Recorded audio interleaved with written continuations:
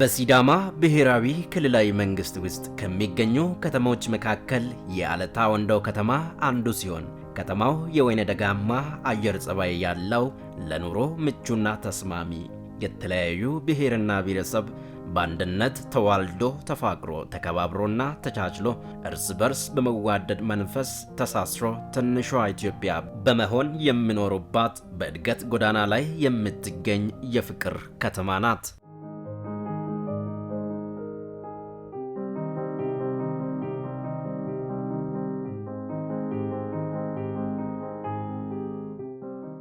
ይህቺ ውቢቷ ከተማ የተመሰረተችው እንደ ኢትዮጵያውያኑ የዘመን ቀመር በ1909 ሲሆን እንደ ከተማ ግን የራሷ የገዢ መደብ አስተዳደር ኖሯት በ1928 ዓመተ ምህረት በአፄ ኃይለ ሥላሴ ዘመነ መንግስት እንደተቆረቆረች ይነገራል። አለታ ወንዶ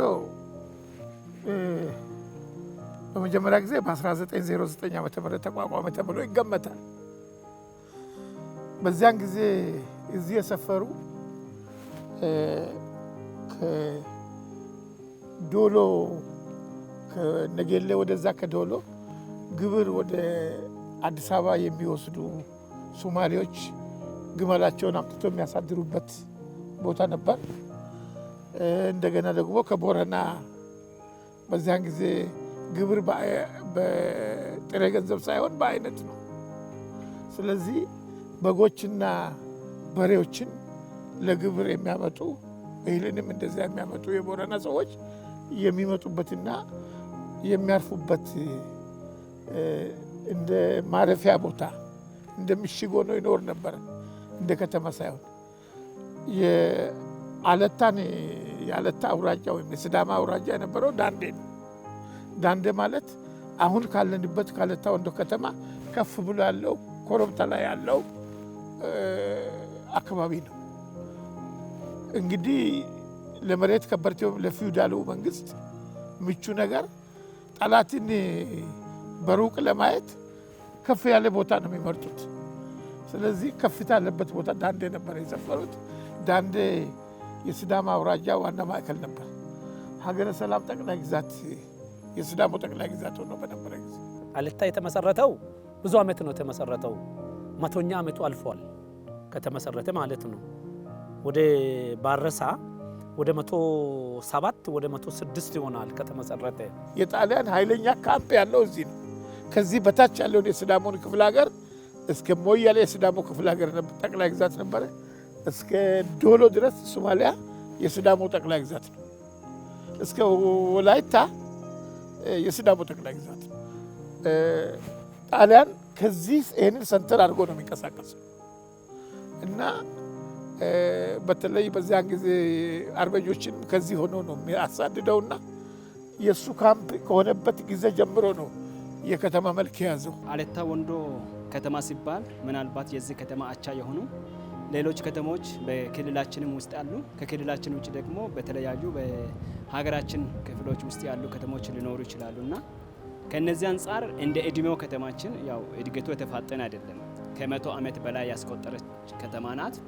ምናልባት አሁን ላይ እንደምናየው አሮጌ የሆኑ ቤቶች በጣም እድሜ ጠገብ የሆኑና ከጊዜ ወደ ጊዜ በህብረተሰቡ ጥረት መቀየርና በአዲስ መልክ ያው መገንባት ያለባቸው ቤቶች እንዳሉ እያየን ነው ያለነው። ከተማዋ ሰላምና ጸጥታ የሰፈነባት፣ ዜጎች ህገ መንግስታዊ መብታቸውን በመጠቀም የአብሮነት መንፈስ በመላበስ ሀብት አፍርቶ የሚኖሩባት፣ ትሁትና ዳይ ቡሽ በማለት ከየትኛውም አቅጣጫ የሚመጡትን እንግዶችን የሚቀበል ህዝብ አቅፋ የያዘች የሲዳማ እምብርትም ጭምር ናት አለታ ወንዶ ከተማ። በአለታ ወንዶ በአብዛኛው የሰፈሩት አሁን ሰፍሮ ያሉት ጣሊያን ወደ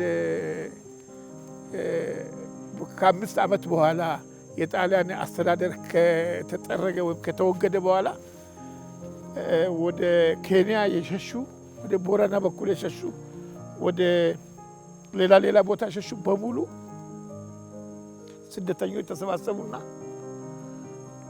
ቢያንስ ከከፋ የመጡ ከወደ ኮንታ የመጡ ከወላይታ የመጡ ከጋሞ የመጡ ከወዲህ ከአላባ በኩል የመጡ ከኦሮሚያ የመጡ ከትግራይ የመጡ የተለያዩ ቦታ የመጡ ከአማራ አገር የመጡ ብዙ ሰዎች የሰፈሩበት ቦታ ነው። ከጣሊያን ከ1920 ነው ከ1932 መባረር በኋላ አለታ ደግሞ ለሲዳማ እምብርት ነው። ወደዛ ስትሄድ በንሳ አለ፣ ቡርሳ አለ።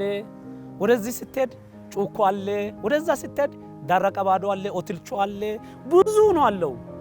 አለታ ደግሞ መሃል ነው አለው። መንግስት ራሱ በምስጢር አንድ ነገር ለማስቀመጥ ከፈለገ እምብርት ውስጥ ነው ማስቀመጥ የሚፈልገው። እምብርት ነው አለታ፣ ለሲዳማ እምብርት ነው አለታ። ምንም ነገር ሲመጣ የፈለገ ሁከትም ሲመጣ ተጣልቶ አይታወቅም። አለታ ባህላዊ ሽማግሌ አለው። አለታ ውስጥ ብዙ ተመሳጥሮ አንድ ነገር ሲሆን ያው ለእርቅ ይቀርባል። ከዛ በኋላ አካባቢው ይጨርሳል። ብዙ ህንጻዎች አሉ። ያው እኛም ህንጻ ሰርተናል። ገባ ብልም አንደኛ መስመር ላይ ሲኖርም ህንጻ አለ፣ ልማት አለ፣ መንገድ አለ። በዚህ አጋጣሚ ልልም ፈልገው ምንድነው ከሌላ ሀገር የሚመጣ ሰው ምንም ነካበት ከተማ አለታ ነው። አይነካም። ለምን? አንድ ላይ ነው የሚኖሩት። አዎ አንድ ጎሳ ብቻ አይደለም፣ ብዙ ጎሳ አለ። ሲቆጠር ከ40 ጎሳ በላይ አለ። ይሄ 40 ጎሳ አንድ ላይ ሆኖ ንብረቱን ይጠብቃል። የሚመጣውን እንግዳ ይቀበላል። ሁከት አይኖረውም። ማንም አይነካውም። ምንም ውሽንብር የለም። ያል ከተማ መንግስትም ሮጦ ይደርሳል። ህዝብም ነቅቶ ነው የሚጠብቀው። ምንም ሳይፈራ ማንንም የሚያጠፋ ቡድን አውጥቶ ለመንግስት እየሰጠ የሚሰራ ከተማ መሃል ከተማ ይሄ ነው። በጣሊያን ወረራ ጊዜ አይበገርነታቸውን በማሳየት ትልቅ ጀብድ የፈጠሩትና በአገራችን ብሎም በሲዳማ ከዚህ በፊት የነበረው ነፃነት ነፋጊው ጨቋኝ ስርዓት ለዜጎች የሚያደርሰውን አሉታዊ ተጽዕኖ በመቃወም አምርሮ ከታገሉት የጥንት የሲዳማ እጄቶች መካከል ያልተዘመረላቸው ነገር ግን ጀግንነታቸውን በገሃድ ያሳዩ እነ ላንቀሞ ናራሞ ከዚሁ የወጡ መሆናቸውና ሌሎችም በርካታ ጉምቱ ታጋዮች የአለታ ማህፀን ፍሬ መሆናቸው ይወሳል። እነ ላንቀሞ ናራሞ ሁሉ እንደገና ያ መንግስት በመመለሱ ነው ጦርነት የገጠሙት። ላንቀሞ ናራሞ አሁን እዚህ ያለታ ወንዶ ጀግና ነው። ዶሎ ሄዶ ቢያንስ በአንድ ቀን ከ60 በላይ ጣሊያኖችን ነው የገደለው ነው የሚባለው ሲነገር የሚሰማው እኔ። ምክንያቱም ሰውየው ትልቅ ጀግና ነው፣ ባለጀብዱም ነው። የቅርብ ታሪክም የማወቅ እድል ነበረኝ። ምክንያቱም የእናቴ አጎት ነው፣ በደንብ ነው ማውቀው። ስለዚህ ላንቀሞ ናራሞ ከአርበኞች ጋር ሄዶ በግንባር በዶሎ ተዋግተዋል። ከጣሊያን ጋር ተዋግቶ የዛን እንትን ስንቅ ተሸክሞ የሄዱ አማርኛ የሚናገሩ የተለያየ ጠበንጃ ተሸክሞ የሄዱ አማርኛ የሚናገሩ ከድሉ በኋላ ተመልሰው ቀኛዝማች፣ ደጃዝማች፣ ፊታውራሪ፣ አጋፋሪ ሶን እንደዚህ ሲባሉ እኔስ ምን አይነት ሹመት ይገባኛል ብሎ ጠየቀ። ምንም ሹመት ላንተ አያስፈልግም ብሎ ሳቁበት። ላንቀሞ ናራሞ ስስቁበት እንዴት ሊሆን ይችላል አለ። እኔ እኮ ከናንተ ጋር እኩል ከናንተ የበለጠ ለአገሬ ለኢትዮጵያ ሲዋጋ ነበር። ጣሊያንን ምሽግ ያፈረስኩት እኮ ዶሎ ላይ ሶማሌ ምድር እኔ ነኝ። እንዴት እንደዚህ ታዩኛላችሁ አለ። ሂድ አሉት፣ ገፈተሩት። ከዛ በኋላ ጫካ ገባ እና ለመጀመሪያ ጊዜ የፖሊስ አዛዡን የአለታ ወንዶ ወረዳ ፖሊስ አዛዥ ገደለ። እሱን ገሎ ጫካ ገባ። ከዛ በኋላ ለረጅም ዘመናት በሽፍትነት ሲኖር በኋላ የእሱ ቤተሰቦች አሳልፎ ሰጡት ለንጉሱ። 3-4 ጋሻ መሬት ይሰጣቸዋል ተብሎ አሳልፎ ሰጡና አስገደሉት። ራሳቸው በተኛበት ገደሉት። ቤታቸው ሄዶ ታርዶለት በልቶ ጠጥቶ ጠግቦ ተኛ። ወንድሞቼ ናቸው ብሎ እያንዳንዳችሁ ሶስታችሁ ጋሻ ጋሻ መሬት ተሰጣችኋል ተባለ። ገደሉት። እዚህ አለታ ወንዶ ሩፎ በሚባል ቦታ ነው የተገደለው እና በጣም አስቀያሚ የሆነ አገዳደል ነው። ራሳቸው ነፍጠኞች በዚያን ጊዜ የነበሩ የመሬት ከበርቴዎች የተገደለበት ቦታ ሰዎች መቅረብ ፈርተው እስከ 3 ቀን ከቆዩ በኋላ በሶስተኛው ቀን አስከሬኑን አንስተው ወደ ይርጋለም ለመውሰድ ይህንን ጀግና የገደለ ደደብ ጭንቅላት ነው እያሉ ነው ይዘው ሄዱት። የእሱ ዘመዶች ወንድሞች ናቸው የገደሉት። ጋሻ መሬት ይሰጣቸዋል ተብሎ እና እስከዚህ እንደነ ላንቃሞን አራሞ የመሰሉ ጠንካራ ጀግኖች ያሉባት ነች አለታ። ሌሎችም አሉ፣ የእሱ ተከታዮች አሉ፣ ብዙ የሚጠሩ አሉ። እነ ሀየሶ ዳሞታ የሚባሉ፣ እነ ባነታ የሚባሉ፣ እነ አዴላ የሚባሉ እሱን ተከትሎ የሚሄዱ እጀቶች ናቸው። እነዚህ ከእሱ ጋር የሚሄዱ እና እነ የተራ ቦሌና እነ ፊቾ ፊሳ ከላንቃሞ በኋላ በላንቃሞ የነሱ ነገር መሰማት የተጀመረው ከላንቃሞ በኋላ ነው። ላንቃሞ አንጋፋ ከጣሊያን ጋር ፊት ለፊት የተዋጋ ለሀገሩ የወደቀ ጀግና ነው። ተሰምነት በፊውዳሉ ሳያገኝ ቀርቶ ያመፀ ጀግና ነው።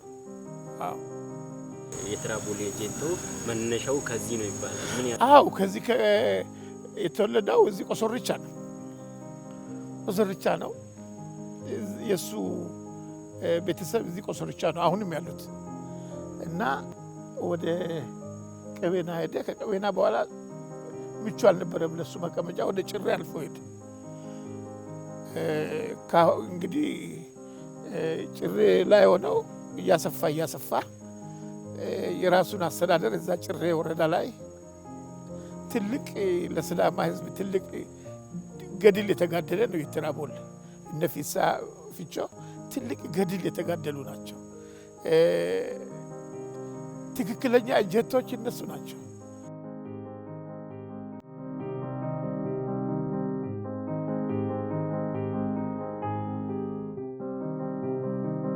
እኔ አሁን በጣም የተማሩና ትልቅ ደረጃ ያደረሱ ለአለታም ትልቅ ነገር ያደረጉ ሰዎችን አውቃለሁ። እኔ ለነሱ 3ኛ ፌዝ ነኝ። ለምሳሌ የመጀመሪያዎቹ እነ ቤለሞ እነ አቶ ቤለሞ እነ ገብረስላሴ ዳካ እነ አንቃሞ ጎታ እነ አለማየሁ ቢኖ የመጀመሪያ ምሁራን። እንደውም ፓርላማ አባል ነበር አለማየሁ ቢኖ።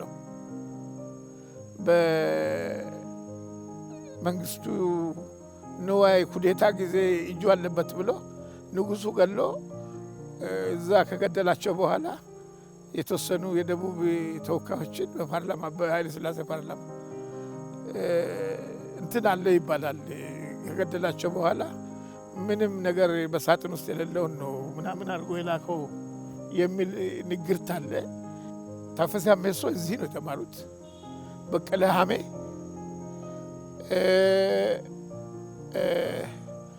አቶ ሳሙኤል ሆጤሳ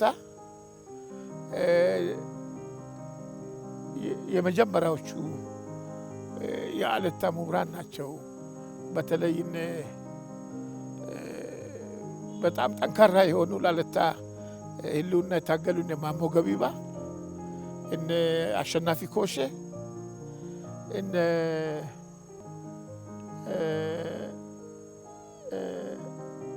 የአለታ ልጆች፣ ሌሎችንም መናገር ይቻላል። እንግዲህ ከነሱ ቀጥሎ የነበሩ ጠንካራ የሆኑ ለአለታ ህልውና የታገሉ እነ አስፋ ሆያቶ፣ እነ ለማ ሆያቶ፣ እንደነ ጸጋዬ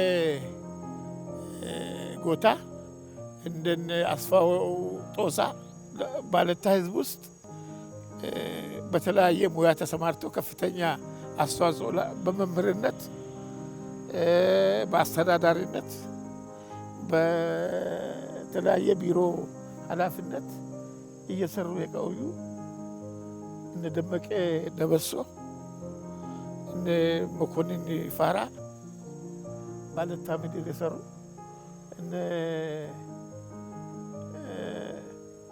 እነ አስናቄ ባነታ ትልቅ አስተዋጽኦ ላለታ ህዝብ ያደረጉት ቅርብ ጊዜ ያረፉት ትልቅ የኢትዮጵያ ኢንሳይክሎፒዲያ ተቃጠለ ማለት ይቻላል። አቶ ዘካሪያስ ለወዶ ታሪክ ተንታኝ ያለታን የሲዳማን ታሪክ ተንታኝ አሁን 2 ሳምንት አልሆነም ካረፈ አርፈዋል። ሌሎችም በርካታ ያለታ ምሁራን አሉ። ምሁራኖች ብሎም ባለሀብቶች ከከተማው ለቆ የመሄድ አኪድ መንጸባረቅ የተፋጠነ እድገት እንዳይመጣ ማነቀው በመሆን ቆይተዋል። እዚህ ተወልደው እዚህ አድገው ውጭ ሀገር ይሄዳሉ። አዲስ አበባ ይኖሩ አሉ፣ አዋሳ ይኖሩ አሉ።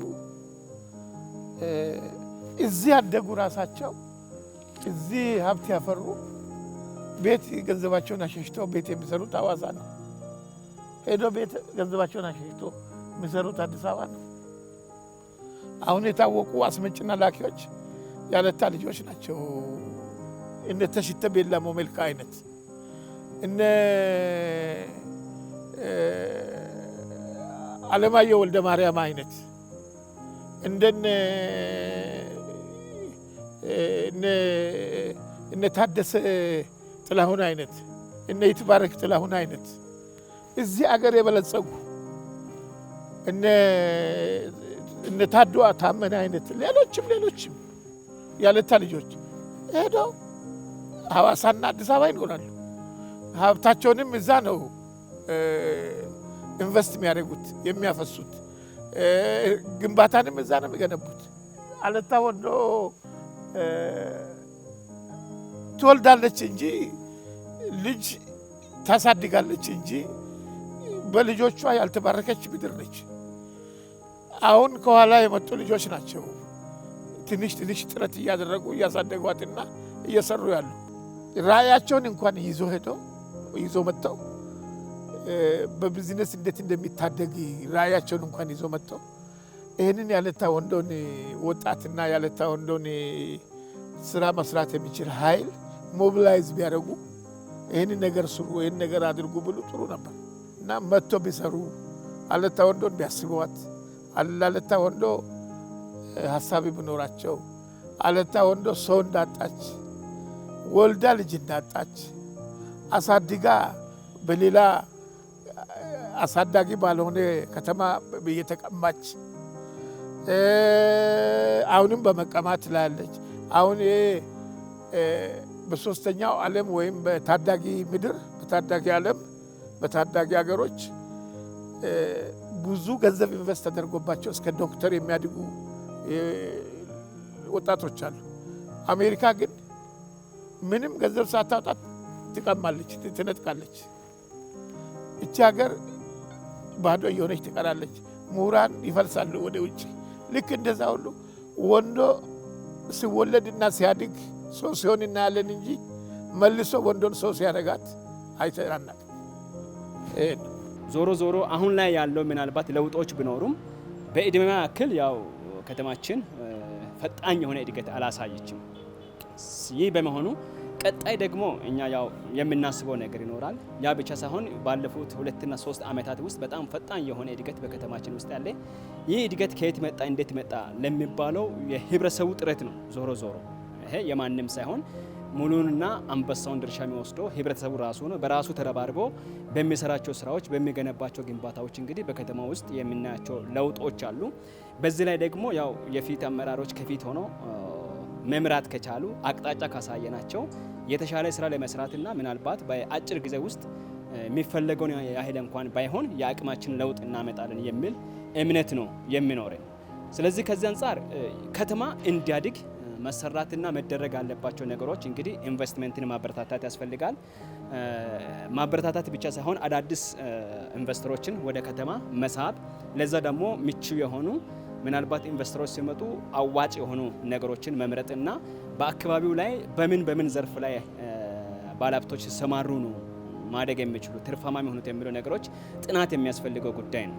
ሶ ከዚህ አንጻር ያው የኛ ከተማ ያለበት ባለታ ለከተማ ብቻ ሳይሆን ለአለታ ወንዶ ወረዳም ዋና ከተማ ከመሆኑ ጋር ተያይዞ በአካባቢው ደግሞ በብዛት የሚመረተው ያው ቡና ነው። ካሽ ክሮፕድ አካባቢ ነው።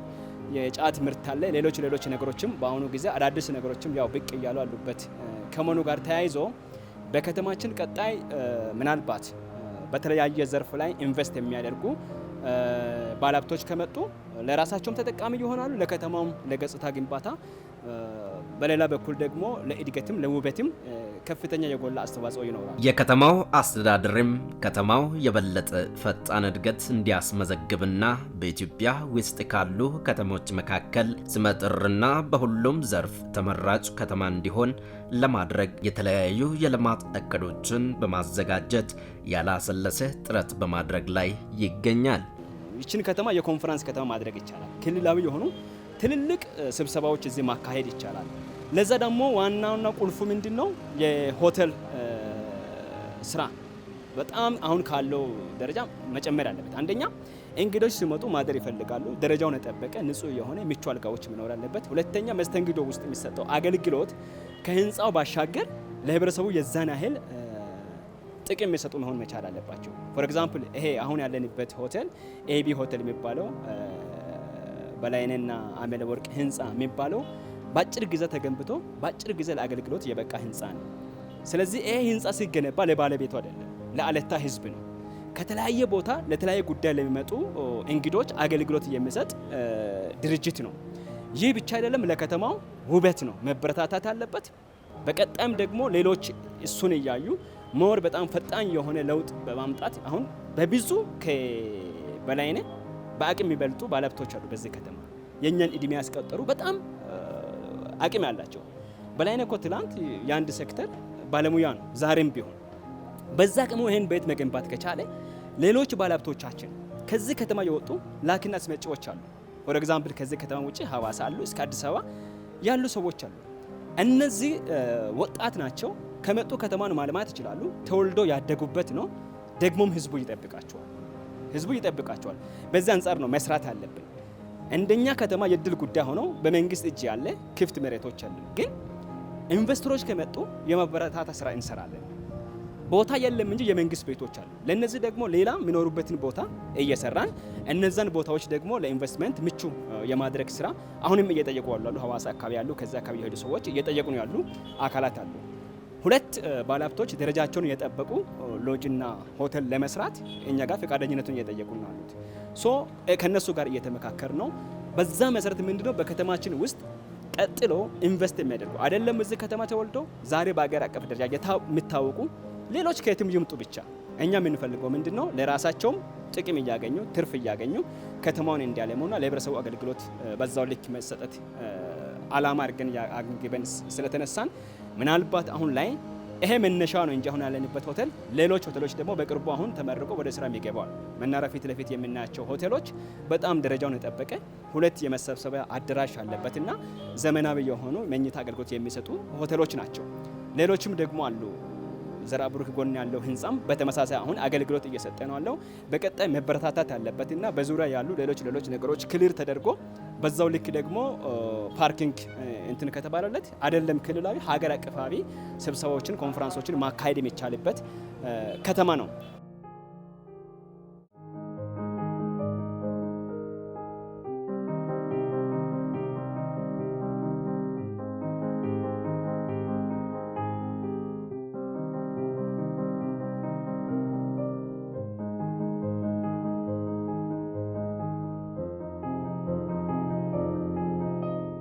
በሆቴል ቱሪዝም ዙሪያ ያለልሙ አካላት አሉ። በግድኛ ከተማን ሙሉ ፎቅ በፎቅ ይሁን ማለት አይደለም። ዋናው አገልግሎት ነው። ብቻ ደረጃውን የጠበቀ ከተማውን የሚመጥን ውበት ያለው ህንፃ ይቆም ነው። ከዛ በኋላ በውስጡ የሚሰጠው አገልግሎት በዛው ልክ ደግሞ ደረጃውን የጠበቀ መሆን አለበት የሚለውን አንግበን ተነስተናል። ከዚህ አንጻር አሁን የተወሰኑ ዲዛይኖች በራሳችን በማዘጋጃ ቤቱ መሀንዲሶች ወደ 10 የሚጠጉ ዲዛይን ሰርተናል። ይሄን ዲዛይን ስንሰራ የተሟላ አገልግሎት የሚሰጥ ሆኖ በግድ ሆቴል ላይ ብቻ አይደለም፣ መዝናኛም ይሁን እሱ ሌላ ነገር ካፍቴሪያም ይሁን ብቻ ካሁን በኋላ የሚገነቡ ነገሮች የራሳቸው የሆነ በባለሙያው ደግሞ ዲዛይን ተደርጎ የተዘጋጀና በዛ ልክ ለእይታም ሳቢ የሆነ ቦታዎች መሆን መቻል አለባቸው። ብዙዎች አሁን በዘፈቀድ በአካባቢው ባሉ ሰዎች ያለ ዲዛይን ዝም ብሎ የሚቆሙ ህንፃዎች የከተማይቱን እድገት ያው ህንፃዎች አሉ፣ በዛ ልክ ደግሞ ወጥ የሆነ ተመሳሳይነት ያላቸው የሚያምሩ እንትኖች አይደለ እያየን አለ። ይህን ነገር እዚሁ ላይ አቆሜን አዲስ ምዕራፍ መክፈት ግድ ስለሚል እነዚህ 10ሩም ቦታዎች አሁን ዲዛይን የተሰራላቸው ቦታዎች በዛ መሰረት ተቃኝቶ በአጭር ጊዜ ውስጥ ተሰርቶ የሚያልቁ ናቸው። ለዚህ ደግሞ ወደ ትግበራ በምንገባበት ጊዜ ግለሰቦች ይጠራሉ፣ ዲዛይን የማስረከብ ስራ ይሰጣል፣ ውል ያለ መቼ ጀምሮ መቼ እንደሚያጠናቅቅ በአጭር ጊዜ ውስጥ የሚያጠናቅበት ጊዜ ሁሉ አብሮ ፕሮፖዛል ፕሮጀክት አክሽን ፕላን አለው። ዲዛይን ብቻ ሳይሆን የእያንዳንዱ ሰው ግንባታ ምን ያህል ብር ይወስዳል የሚለውንም ኳንቲቲውንም አውጥተዋል ባለሙያዎች። ያ ደግሞ በጣም ተመጣጣኝና ቅናሽ ተደርጎ የተሰራለት ከመሆኑ ጋር ተያይዞ እንደ ሽልማትም እንደ ማበረታቻም ነው ለግለሰቦቹ ጥሩ የሰሩትን የምንሸልምበትን ቦታን ወስዶ አጥሮ ያስቀመጡት የተወሰኑ ቦታዎች ከእጃቸው የምንቀማበትና ለሌሎች ደግሞ በዛው ልክ ማስጠንቀቂያ ሰጥተን ወደ ስራ እንዲገባ የምንገፋበትና አሁን ደግሞ ዲዛይን የሰራንላቸው ደግሞ በአጭር ጊዜ ውስጥ ገንብተው የከተማውን ገጽታ የሚቀይሩበትን ሁኔታዎች አመቻችተናል። በዚህ መሰረት ነው ቀጣይ የምንሰራው። ይሄን ካልኩ ደግሞ በከተማችን ውስጥ እኛ ደግሞ በሆቴል ቱሪዝም ብቻ እንዲወጣ አይደለም ምንፈልጎ ዘርፈ ብዙ እንትኖች አሉ። አሁን ለምሳሌ በዚህ ከተማ እንደ እድል ጉዳይ ሆኖ ፋብሪካዎች አሉ። መንግስታዊ የሆኑ ድርጅቶችና ተቋማት የሉ። ግለሰቦች በራሳቸው ጥረት ነው እየሰሩ አሉት። አሁንም ያሉንን እነዛን ግለሰቦች ይዘን ባገኙት ነገር ደግሞ እዚሁ ወደ ፋብሪካ የተለያዩ ለወጣቱ የስራ እድል የሚፈጥሩ ለራሳቸውም ደግሞ የገቢ ምንጭ የሆኑ ነገሮች እንዲሰሩ የማበራት ስራ እንሰራለን። ፎር ኤግዛምፕል ቅድም አንስቼ ነበር፣ እነዚህ የዱቄት ፋብሪካዎች አሉ። ሌሎች ደግሞ አሁን የተወሰኑ ሽቦ የመሰሉ የብረታ ብረት ስራ አምራች የሆኑ በዚህ በደቡብ ካፒታል ተደራጅቶ ወደ ስራ እየገቡ አሉ። በአንዱ ማዕከል ላይ እዛ ላይ አሁን በጣም ከኛ ከተማ በላይ የሚጠበቅ ስራ እየሰሩ ነው አሉት። ፖል እዚሁ ይመረታል። አሁን የውጭ ማብራት የሚፈልጉ ሌሎች አሁን ለምሳሌ ጩኮ እኛ ጋር ያለው ማህበር ሄዶ የውጭውን ማብራት ፖል የማቆም ስራ ሰርተዋል። ሀገረ ሰላም በተመሳሳይ እኛ ከተማም አለ። በቀጣይ ደግሞ እንደዚህ አይነት ድርጅቶችና እንደዚህ አይነት ፋብሪካዎች በጣም እየተበራከቱ እንዲሄዱ እንፈልጋለን። ለዚህ ደግሞ ምቹ ሁኔታ የመፍጠሩ ስራ ያው እኛን ይመለከታል። የኛ ስራ ምንድነው? ጥሪ ማድረግ ነው፣ ግንዛቤ ማስጨበጥ ነው። በዛ ልክ ደግሞ ወደ ስራ ገብቶ ለከተማው ግንባታ የራሳቸውን አስተዋጽኦ እንዲያደርጉ የማድረጉ ስራ ነው ምንሰራው።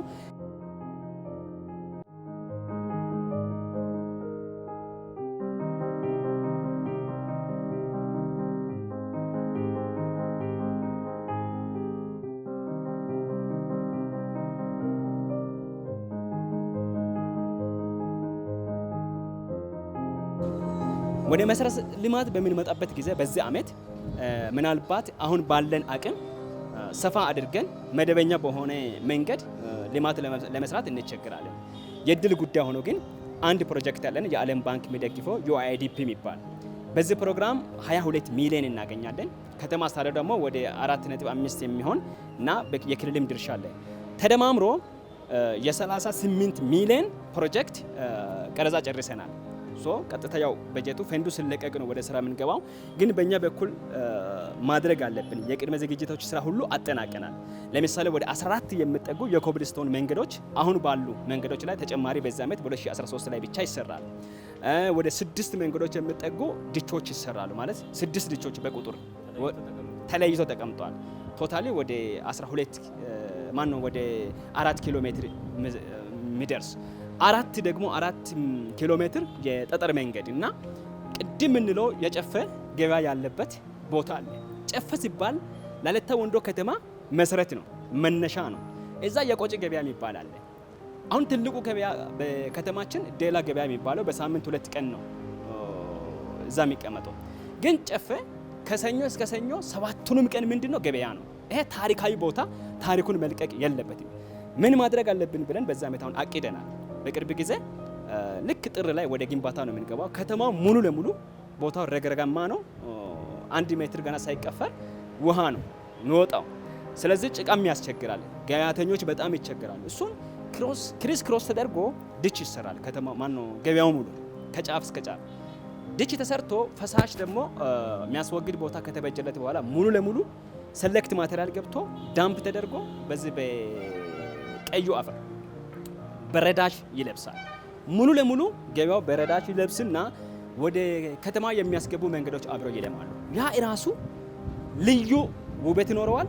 በዛ ልክ ደግሞ እዛ ቦታ ከአመት እስከ አመት ኑሯቸውን እዛው አድርጎ ገቢ የሚያገኙ ከዛች የሚያገኙ ደግሞ ግብር የሚገብሩ በጣም አነስተኛ ደረጃ ላይ ያሉ ግለሰቦች አሉ። የነዚህንም ህይወት ማሻሻል ነው። ኑሯቸው ይሻሻላል። ትላንት ጭቃ ውስጥ ቁጭ ብለው ጮው ይሸረችሩ ነበር፣ የተለያዩ ነገሮችን ይሸጡ ነበር። አሁን ግን በአማረ ነገር ላይ ምናልባት እንደኛ ክልል እንደዛ ነገር ስቲል ነው አልተሞከረም። ከተማ ሙሉ ለሙሉ በሬዳሽ በተለያየ ነገር ለበሉን ጠብቆ ተሞልቶ አይታወቅም። ሶ ያ ራሱ አንድ ታሪክ ይሆናል ማለት ነው። ለተቀሩት ለሌሎች ለአቻ ከተሞች በክልላችን ውስጥ ላሉትም ትምህርት ነገ መጥቶ ተሞክሮ መወስዱበት ማሳያ እንዲሆን በሚሆን መንገድ ነው ያው ያቀድነው። ይሄ ደግሞ ጥር 1 ጀምሮ ወደ ትግበራ ይገባል። ሌላው የኛ ከተማ መንገዱ በጣም ጠባብ ነው። ከዚህ በፊት የነበረው ፕላን የከተማችን ገጽታ የማበላሸት ስራ ሰርተዋል። እውነቱን ብንናገር አሁን መንገድ በሚናይበት ጊዜ በጣም ጠባብ ነው።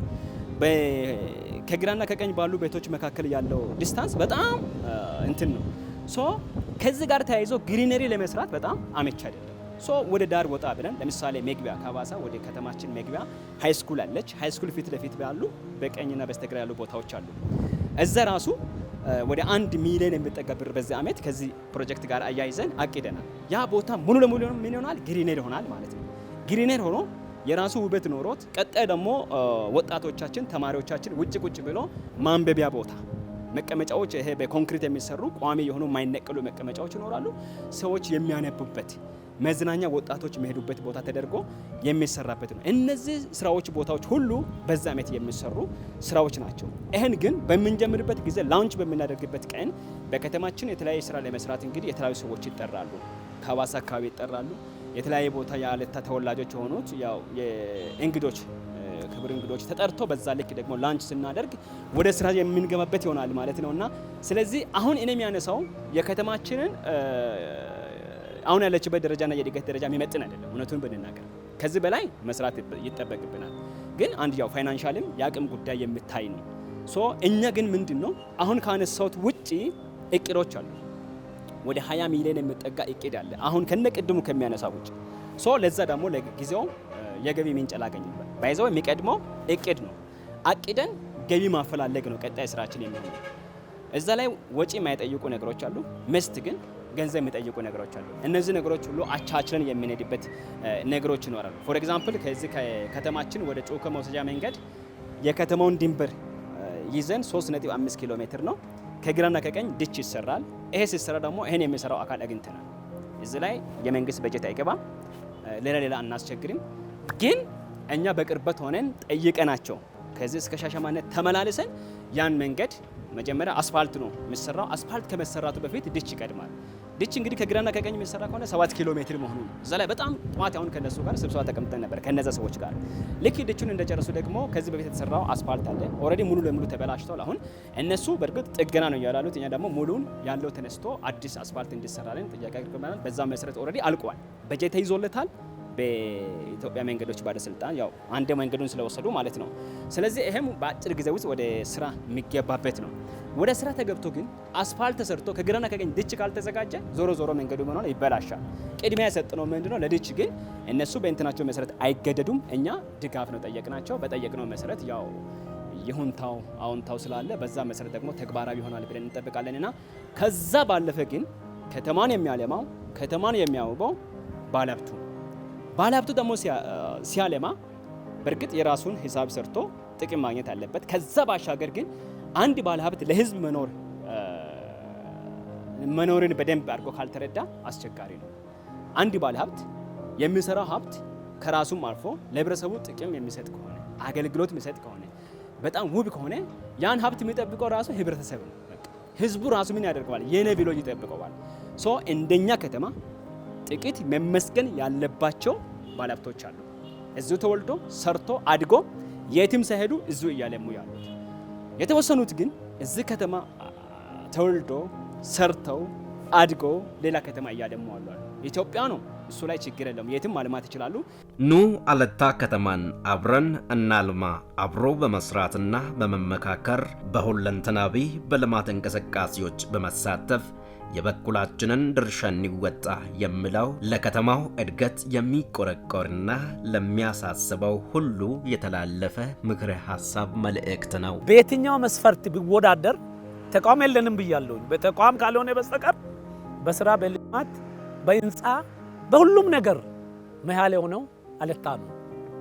ስለዚህ በዚህ እኛም ባለን አቅም እኔ ለምሳሌ አቶ ከፍ ያለው ነኝ ካይሜ ካፌ መጀመሪያም የሲዳማ ክልል ሳይመሰረት ቀደም የሲዳማ ተወላጅ ስለሆንኩ ምን ልበል ብዬ ሆቴልን ካይሜ ማለት በሲዳምኛ ሲተረጎም እድል ማለት ነው።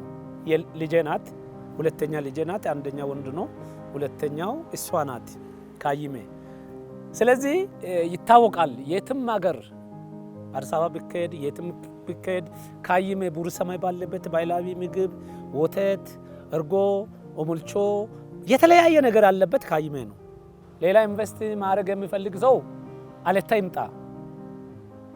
ራሳችን ከከተማ አስተዳደር ጋር ተባብረን ያለውን የራሳችን ራሱ ሰተን በአንደኛ መስመር ላይ ኢንቨስት የሚያደርግ ሰው እንዲመጣ ጥራችን ነው። በከተማ ስም ቦታ ማዘጋጀት አለበት ለሚመጡ ኢንቨስተሮች የከተማው ማስተዳደር።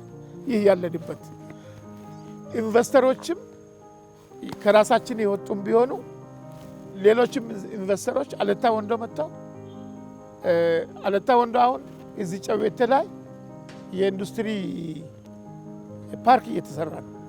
ይህ አንድ ተቋም ነው። ገና ብቅ እያለ ነው አለታ ወንዶ ውስጥ ለመጀመሪያ ጊዜ የለም ተቋም እንዳይባል አሁን ብቅ እያለ ነው። ይህ ተግባራዊ ሲሆን ብዙ ሰራተኞች ይፈጠራሉ። በጨቤቴና በአለታ ወንዶ ከተማ መካከል ቢያንስ ለኢንቨስትመንት የሚሆን ሰፊ መሬት አለ። በዚህ መሬት ላይ ከተማ አስተዳደር ጥናት አጥንቶ ኢንቨስተሮችን መጋበዝ አለበት። ኢንቨስተሮች በአለታ ወንዶ ለማልማት መምጣት አለባቸው። ስለዚህ ወደ አለታ ወንዶ መጥቶ ኢንቨስት እንዲያደርጉ ጋብዛለሁ፣ ጥሪ ያደርጋለሁ። በበኩሌ በሽምግልናዬ በአገር አባትነቴ የክልሉ መንግስትም አለታ ወንዶ ሰውን የሚቀበል ፍቅር ያለው የአለታ ወንዶ ህዝብ፣ አካባቢው፣ ባለሀብቱ ማንንም የማይገፋ ስለሆነ የክልል መንግስት፣ የከተማ አስተዳደር፣ የዞን መንግስት አንድ ላይ ሆኖ አለታ እንዲለማ ጨረታ ቦታዎች አሉ፣ የመንግስት ቦታዎች አሉ። ኢንቨስት ማድረግ የሚፈልግ ሰው ሁሉ ስመጣ እኛም በጎናችሁ እንቆማለን። ሰው ሁሉ መጥቶ ኢንቨስት ሲያደርግ ምንም ፍርሃት በሌለ መንፈስ የከተማ ህዝቡ፣ የከተማ ባለሀብቱ ሰው የሚፈልግ ሰው ነው፣ ልማት የሚፈልግ ሰው ነው። ስለዚህ ከየትም ሆናችሁ ይሄ እድል ተጠቅማችሁ አሁንም ለጨረታ የወጣ ቦታ አለ። አሁንም የከተማ ቦታ ክፍት የከተማ አስተዳደር በድርድር የሚሸጥ ቦታዎች አሉ። ስለዚህ ባለሀብት ሳይፈራ መጥቶ ልማት እንዲያደርግ በአለታ ህዝብ ስምና በነጋዴ ማህበረሰብ ስም ጥሬን አስተላልፋለሁኝ። ከተማ አስተዳደሩ ደግሞ በጎናችን እንዲቆም እርግጠኛ ነኝ። እኔ እንደው ልለምን በህዝብ ስማቸውን አልጠራም። በህዝብ ስም የሚለምነው ምንድነው? ቢያንስ አካባቢያቸውን ዞር ብሎ ያዩበት። ልጅ አዋቂ፣ ሴት ወንዱ ሁሉ እገሌ የት ደረሰ ብሎ ይጠይቃል። ይገርማል። የት ደረሰ ለሆነ ጉዳይ ለምሳሌ ለቅሶ ኖሮ ወይ የሆነ ድግስ ኖሮ ሲመጡ ቆይ የት ነው የምትኖረው? ሰውየው ያለበት ቦታ ጠፍቶባቸው አይደለም፣ ግን ለዚህ ከተማ እንደው ምንድነው እያሰብካለው ማለታቸው ነው። ህብረተሰቡ በጣም አስተሳስቦ አሁን እያየ ያለው እይታው ሌላ ነው። በቃ ሰው ምን ማለት ነው የሚለውን እነሱም ወደ ውስጣቸው ወስዶ ከመጡ እኛ በእኛ በኩል የሚጠበቀውን ድርሻችንን እንወጣለን። በዛ መሰረት ቅድም ብያለሁ፣ ሐዋሳ የሚኖሩ 2 ሰዎች ጥያቄ አቅርበውልናል። በጣም እናመሰግናለን።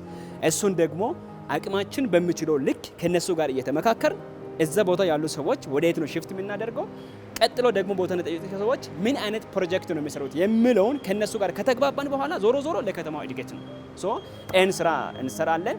ምናልባት ቀጣይ የ3 ዓመት እቅድ አለን፣ የ5 ዓመትና የ10 ዓመት እቅድ አለን። እኛ ግን ዋና ዓላማችን ምንድነው? በ3 ዓመቱ እቅድ የ5 ዓመት እቅዱን ከበር ማድረግ ነው። ይሄን ማድረግ ካልቻልን ደግሞ አሁን ሌሎች እየተወዳደሩ ባሉት ልክ መሄድ ስለማንችል ማለት ነው። ይሄ ስለሆነ ምናልባት የአለታ ወንዶ ከተማ ህዝብ ብቻም ሳይሆን የአለታ ወንዶ ወረዳ ህዝብ በሙሉ በጎናችን ቆሞ ካበረታታን፣ ለማልማት ደግሞ አቅም አለው አቅሙን ይዞ ጉልበቱን ይዞ ገንዘቡን ይዞ መጥቶ ይህችን ከተማ የሚያለማ ከሆነ ነገ ለልጆቹ ነው፣ ለህዝብ ብቻ አይደለም፣ በህዝብ ውስጥ ልጆቹም አሉና ልጆቹ ይኖሩበታል፣ ይዝናኑበታል። በዛ ልክ ደግሞ ስሙም ሲጠራ ያ ግለሰብ በሌለበት ጊዜ ስሙ ይጠራል፣ ይመሰገናል። እና ስላለ አደራ የሚለው ለህዝባችን በተለይ ወጣት ባለሀብቶች አሁን ላይ ብቅ እያሉ ያሉት እነሱ ለልማት ተዘጋጅተው የሚመጡ ከሆነ በእኛ በኩል ያሉ ነገሮችን ከኛ የሚፈልጉ ነገሮችን እኛ የማመቻቸት ስራ እንሰራለን። በኢትዮጵያ ደረጃ የሲዳማ ከተማ ተብሎ ሐዋሳ ብቻ መጠራት የለበትም። ዳየ መልማት አለበት፣ ጩኮ መልማት አለበት፣ ይርጋለም መልማት አለበት። እኛም የድርሻችን መወጣት አለብን። በቀጣይም በዚህ ተስፋ የምንቀጥል ከሆነ ይቺ ከተማ ምናልባት ቀጣይ ከሐዋሳ ቀጥሎ በሲዳማ ውስጥ ጥሩ ከተሞች ተፈጠሩ ተብሎ ከሚወራላቸው ውስጥ አንዷ እንድትሆን እንፈልጋለን።